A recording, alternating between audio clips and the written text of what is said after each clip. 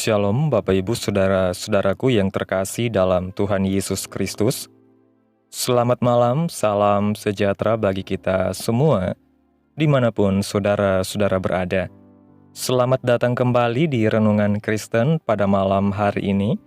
Kiranya kekuatan dan sukacita oleh Roh Kudus melimpah dalam hati dan kehidupan saudara semua, dan semoga saudara semua dalam keadaan sehat selalu.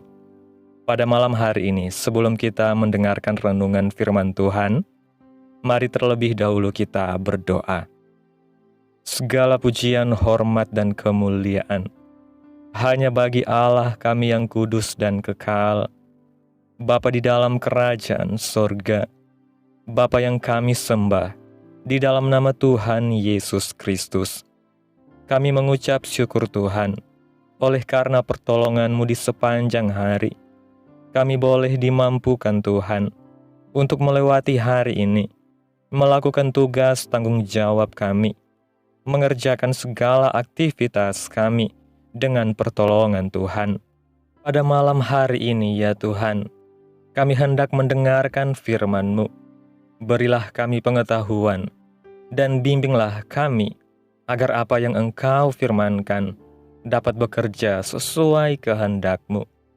Bukalah hati dan pikiran kami ya Tuhan, untuk mendengar dan menerima firman-Mu. Kiranya firman-Mu ini dapat kami lakukan di dalam setiap kehidupan kami, dan menjadi berkat bagi hidup kami. Berfirmanlah ya Tuhan, kami sudah siap mendengarkan firman-Mu. Di dalam nama Tuhan Yesus Kristus kami berdoa. Amin. Bapak Ibu Saudaraku yang terkasih, ayat renungan kita pada malam hari ini terdapat dalam kitab Mazmur pasal 37, ayat 23 dan 24 yang mengatakan, Tuhan menetapkan langkah-langkah orang yang hidupnya berkenan kepadanya. Apabila ia jatuh, tidaklah sampai tergeletak, sebab Tuhan menopang tangannya. Bapak Ibu Saudaraku yang terkasih, kita mungkin dapat dengan mudah mengatakan kepada teman kita yang sedang bersedih karena gagal, ayo, kamu harus bangkit dari kegagalan. Namun, jika seandainya kita sendiri yang berada di posisi itu, apakah saudara tahu bahwa mempraktekannya tidak semudah mengucapkannya? Apakah saat ini saudara sedang putus asa akibat kegagalan?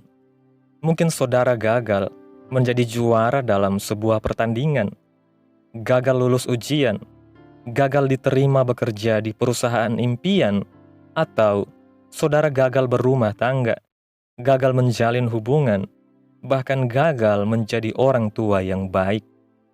Kegagalan tentulah bukan pencapaian yang saudara inginkan, karena setiap orang ingin sukses dan berhasil dalam hidupnya. Seorang penulis buku berkata, satu-satunya orang yang tidak pernah melakukan kesalahan adalah orang yang tidak pernah melakukan apa-apa. Selama hidup, tidak mungkin kita tidak berbuat apa-apa. Jadi, kegagalan bukanlah sesuatu yang langka. Setiap orang pernah mengalaminya, meskipun dalam hal berbeda dan dengan respon yang berbeda pula. Tokoh-tokoh sepanjang masa dalam Alkitab pun pernah gagal. Sebut saja Musa, Daud, Elia, dan Petrus. Mereka gagal dalam area hidup yang berbeda. Namun tak hanya berhasil bangkit kembali, mereka juga menjadikan kegagalan sebagai peluang untuk bertumbuh. Mari belajar dari kesalahan mereka. Lalu bagaimana cara mengolah kegagalan menjadi kemenangan di dalam Tuhan? Yang pertama, bangkit kembali lagi dan lagi. Dalam kitab Amsal pasal 24 ayat 16 mengatakan, sebab 7 kali orang benar jatuh, namun ia bangun kembali, tetapi orang fasik akan roboh dalam bencana. Kegagalan bukanlah akhir segalanya. Sebaliknya, kegagalan adalah permulaan dari hal baru yang lebih baik daripada yang saudara jalani sebelumnya. Ada 2 petani palawija yang mengalami gagal panen akibat banjir. Keduanya sama-sama bersedih. Petani yang pertama, setiap kali melihat ladangnya, tidak kuasa menahan tangis. Ladang itu adalah masa depannya. Hari demi hari, ia terus menyesali musibah tersebut. Petani kedua juga sama hancurnya, seperti petani pertama. Namun, 2 hari kemudian ia kembali bekerja, mencangkul tanah, menanam benih, mengairi, dan memupuk ladangnya. 3 bulan berlalu, petani pertama masih meratapi kegagalannya, dan ladangnya tak terurus. Di saat yang sama, petani yang kedua telah menuai hasil panennya. Terus meratapi dan menyesali kesalahan yang menyebabkan kegagalan, itu tidak ada faedahnya. Saudara hanya akan menjadi pribadi yang sama, tidak bisa berjiwa besar dengan menerima kekalahan. Saudara juga tidak menjadi lebih dewasa dan memiliki karakter yang kuat. Untuk bertahan, saudara harus memiliki daya tahan dan daya juang yang mumpuni. Orang-orang yang Anda kenal sukses tidak serta-merta sukses begitu saja. Ada yang harus memulai dari nol dan mengalami jatuh bangun, bukan hanya sekali, tetapi berkali-kali dalam hidup. Bangkitlah kembali, berapa kali pun saudara gagal, tidak usah malu, apalagi berkecil hati. Hanya orang-orang yang berani bangkit setelah gagal yang akan berhasil dalam hidupnya.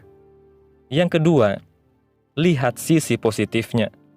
Dalam kitab Roma pasal 5 ayat 3-5 mengatakan, dan bukan hanya itu saja, kita malah bermegah juga dalam kesengsaraan kita, karena kita tahu bahwa kesengsaraan itu menimbulkan ketekunan, dan ketekunan menimbulkan tahan uji, dan tahan uji menimbulkan pengharapan, dan pengharapan tidak mengecewakan, karena kasih Allah telah dicurahkan di dalam hati kita oleh Roh Kudus yang telah dikaruniakan kepada kita.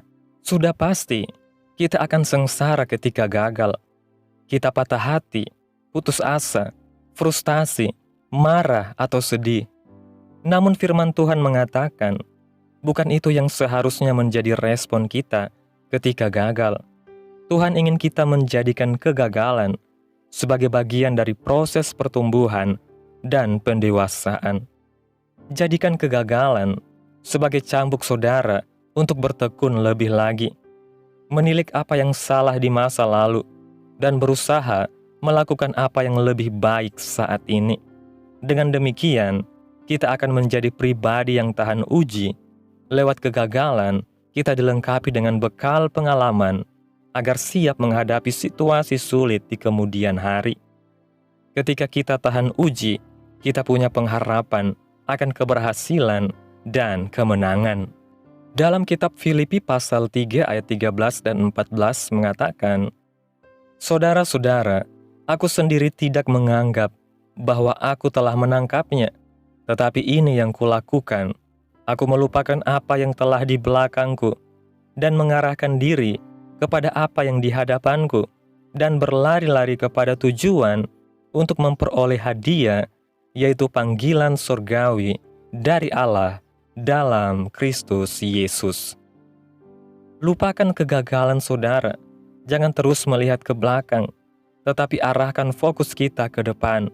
Berlarilah sedemikian rupa, kejar impian dan cita-cita saudara, sampai saudara memperoleh upahnya. Tidak ada usaha yang sia-sia. Yang ketiga, percayalah Tuhan bersama kita.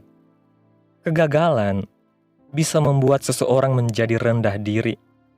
Kita mengurung diri, menarik diri dari pergaulan, dan percaya bahwa kita seorang pecundang karena kita telah gagal. Padahal, kegagalan itu sifatnya sementara. Kita bisa mengubah kekalahan menjadi kemenangan. Kesempatan kita masih terbuka. Dalam kitab Filipi pasal 4 ayat 13 mengatakan, segala perkara dapat kutanggung di dalam Dia yang memberi kekuatan kepadaku. Kita boleh saja gagal, dan kita bisa gagal. Terimalah kenyataan itu. Namun jangan lupa, Tuhan tidak pernah gagal. Seburuk apapun kegagalan itu, tidak akan mengurangi nilai kita di mata Tuhan.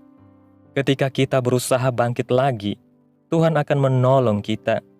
Kita harus percaya diri, serta yakin pada diri sendiri, karena Tuhan bersama kita. Kita dapat melalui masa-masa berat ini, karena Tuhanlah yang memberikan kita kekuatan. Mungkin dengan kekuatan sendiri, kita tidak mampu dan tak berdaya. Namun, adakah hal yang terlalu sulit bagi Allah? Sekarang, jangan lagi terpuruk dalam kegagalan. Gagal itu tak selalu buruk. Justru, ia menjadi awal dari sebuah kemenangan kalau kita bisa mengatasi dan mengolahnya. Bapak Ibu Saudaraku yang terkasih, kesimpulan renungan pada malam hari ini, kegagalan bukanlah akhir dari segalanya. Setiap orang, sekokoh apapun, pasti pernah mengalami kegagalan. Tetapi firman Tuhan hari ini mengingatkan kita bahwa kegagalan hanyalah sebuah proses, bukan vonis akhir. Tuhan ingin kita bangkit kembali, lagi dan lagi. Bahkan 7 kali jatuh pun, tetap ada kekuatan untuk bangkit. Jangan terus menatap kegagalan di masa lalu, melainkan arahkan pandangan kita ke depan, karena masa depan ada di tangan Tuhan yang penuh pengharapan. Lihatlah kegagalan sebagai alat Tuhan untuk membentuk ketekunan, ketahanan, dan iman kita. Percayalah, di balik kegagalan ada tangan Tuhan yang menopang dan ada kemenangan yang menanti kita. Amin. Tuhan Yesus memberkati. Demikianlah renungan firman Tuhan pada malam hari ini. Biarlah menjadi berkat bagi saudara semua yang sudah mendengarkan. Dan untuk menutup renungan pada malam hari ini, mari kita berdoa. Segala pujian, syukur, dan kemuliaan, hormat dan kuasa bagi Allah kami yang kudus, Bapa di dalam nama Tuhan Yesus Kristus. Kami bersyukur Tuhan atas pertolongan-Mu, penyertaan-Mu, juga atas kasih dan berkat-Mu dalam hidup kami. Kami berbahagia dan bersyukur atas kebaikan Tuhan dalam hidup kami. Terima kasih buat penyertaan Tuhan di sepanjang hari yang telah kami lewati. Hingga pada malam hari ini, kami boleh bersyukur lagi di hadapan Tuhan melalui doa dan renungan pada malam hari ini. Terima kasih Tuhan buat firman-Mu pada hari ini yang menguatkan hati kami. Engkau mengingatkan kami bahwa kegagalan bukanlah akhir dari hidup kami. Seringkali kami merasa kecewa, putus asa, bahkan malu karena kegagalan yang kami alami. Tetapi Engkau mengajarkan kami bahwa Engkau tidak pernah meninggalkan kami, bahkan di saat kami jatuh sekalipun. Terima kasih buat firman-Mu Tuhan. Tanamkan dalam hati kami, dan mampukan kami untuk melakukan firman-Mu di sepanjang kehidupan kami. Dan biarlah perkataan-Mu menyegarkan jiwa kami, menghidupkan hati yang lemah dan lesu, dan membangkitkan harapan dan kasih. Berkati umat-Mu yang sudah mendengarkan firman-Mu hari ini. Berkati di setiap saat, tempat, dan kondisi hidup mereka, agar senantiasa selalu merindukan dan membutuhkan firman-Mu sebagai pelita kebenaran yang memerdekakan dan penghiburan yang menguatkan. Ajarilah kami bahasa firman-Mu dan bimbinglah kami untuk selalu hidup sesuai kehendak-Mu, agar kami selalu dekat kepadamu.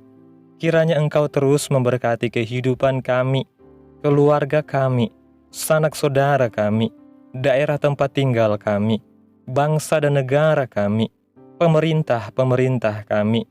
Biarlah semuanya dalam perlindungan-Mu ya Tuhan, dan jadilah sesuai kehendak-Mu yang terbaik dalam hidup kami. Hamba berdoa ya Tuhan, buat umat-umat-Mu yang sudah mendengarkan renungan pada malam hari ini, yang saat ini sedang mengalami sakit penyakit, pergumulan masalah, kebutuhan ekonomi. Kiranya Tuhan jamah kehidupan umat-umat-Mu, sembuhkan sakit penyakit mereka, pulihkan keadaan umat-umat-Mu, berkati perekonomian mereka, serta berikan jalan keluar dalam setiap pergumulan masalah yang umat-umat-Mu sedang hadapi. Dan ajarlah kami ya Tuhan, untuk selalu berharap dan percaya sepenuhnya hanya kepada Tuhan Yesus. Pada malam hari ini ya Tuhan, kami akan beristirahat dalam tidur kami. Tutup bungkus kami oleh kuasa-Mu. Hindarkan kami dari segala kecelakaan, mara bahaya, sakit penyakit, orang-orang jahat, kuasa-kuasa kegelapan, iblis, bencana-bencana alam, hal-hal yang tidak kami inginkan. Tuhan singkirkan, Tuhan jauhkan, Tuhan hancurkan, hanya di dalam nama Yesus. Kiranya Engkau sertai dan lindungi kami di sepanjang malam ini, sehingga kami boleh bangun besok pagi dengan tubuh yang sehat, kuat dan diberkati Tuhan. Terima kasih Tuhan, inilah yang menjadi doa kami. Mari sama-sama kita berdoa. Bapa kami yang di sorga, dikuduskanlah nama-Mu, datanglah kerajaan-Mu, jadilah kehendak-Mu di bumi seperti di sorga. Berikanlah kami pada hari ini makanan kami yang secukupnya, dan ampunilah kami akan kesalahan kami, seperti kami juga mengampuni orang yang bersalah kepada kami. Dan janganlah membawa kami ke dalam pencobaan, tetapi lepaskanlah kami daripada yang jahat, karena Engkaulah yang empunya kerajaan dan kuasa dan kemuliaan sampai selama-lamanya. Amin. Mari sama-sama kita terima berkat Tuhan. Tuhan memberkati engkau dan melindungi engkau. Tuhan menyinari engkau dengan wajah-Nya dan memberi engkau kasih karunia. Tuhan menghadapkan wajah-Nya kepadamu dan memberi engkau damai sejahtera. Diberkatilah umat-umat-Mu pada hari ini, di dalam nama Tuhan Yesus Kristus. Amin. Selamat malam, selamat beristirahat. Tuhan Yesus memberkati.